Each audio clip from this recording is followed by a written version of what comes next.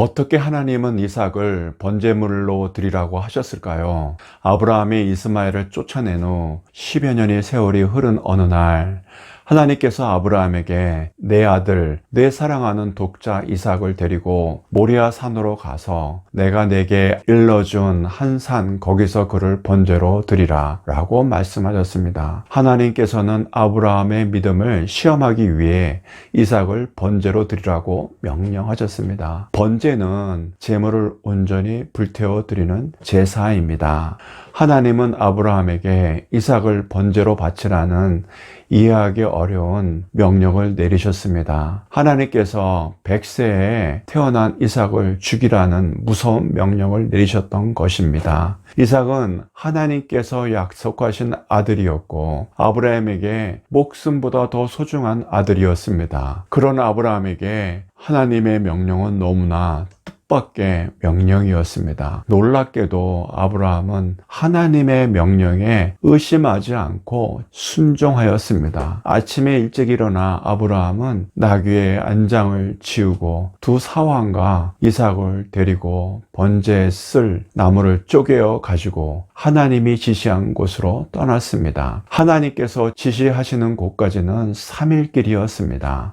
모리아산은 바로 예루살렘이었습니다. 아브라함이 거주한 부엘세바에서 모리아산, 즉 예루살렘까지 약 70km의 거리였습니다. 걸어서 3일 걸리는 도보 여행 기간 동안 아브라함은 매우 힘든 고통의 시간을 가졌을 것입니다.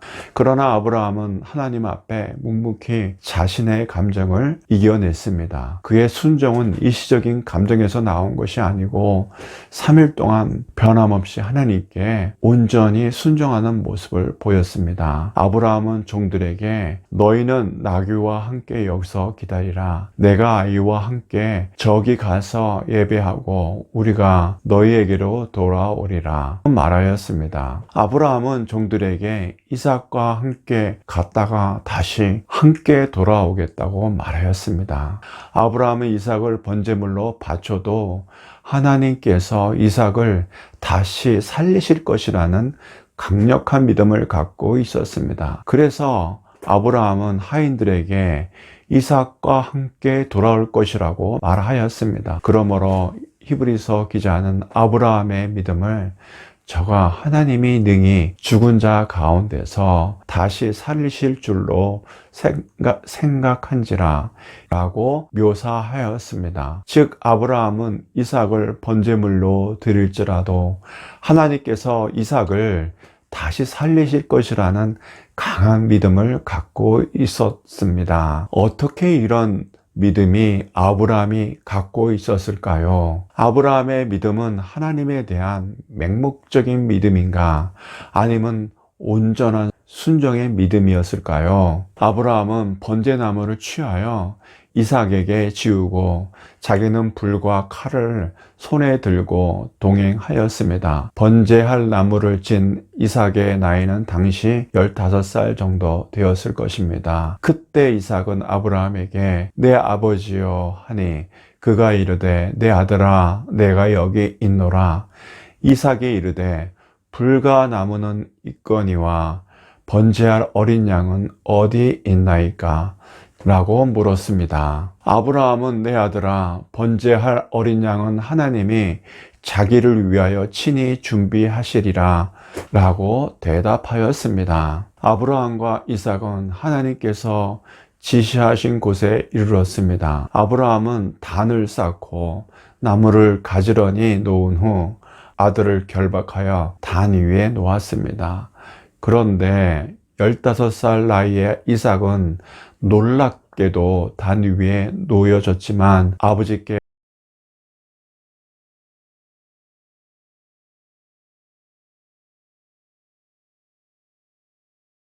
반항하지 않았습니다. 아버지처럼 이삭도 하나님을 믿었던 것 같습니다. 아브라함은 칼을 잡고 그 아들을 죽이려 하였습니다. 그때 하나님께서 아브라함을 막으시며 아들을 죽지 않게 하셨습니다. 그때 하나님의 사자가 하늘에서 아브라함아 아브라함아 하시는지라. 아브라함이 이르되 내가 여기 있나이다 라고 말하였습니다. 하늘에서 하나님의 다급한 음성에 아브라함은 대답하였습니다. 하나님께서 아브라함이 실제로 이삭을 죽이기를 원치 않으셨습니다. 하나님의 뜻은 이삭을 죽이는 것이 아니고 단지 아브라함의 믿음을 시험하는 것이었습니다. 하나님의 사자가 그 아이에게 내 손을 대지 마라. 그에게 아무 일도 하지 마라.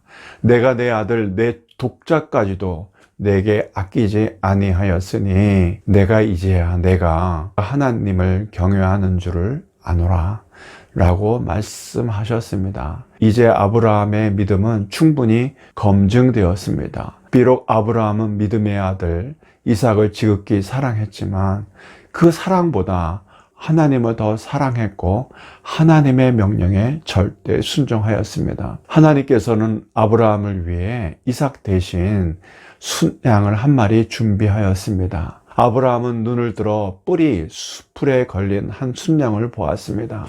아브라함은 가서 그 순양을 가져다가 아들 대신하여 번제를 드렸습니다. 아브라함은 그 땅을 여호와 이레라고 불렀습니다. 이 말은 여호와께서 보시리라 혹은 준비하시리라는 뜻입니다. 하나님께서 아브라함을 시험하신 후에 축복을 주셨습니다.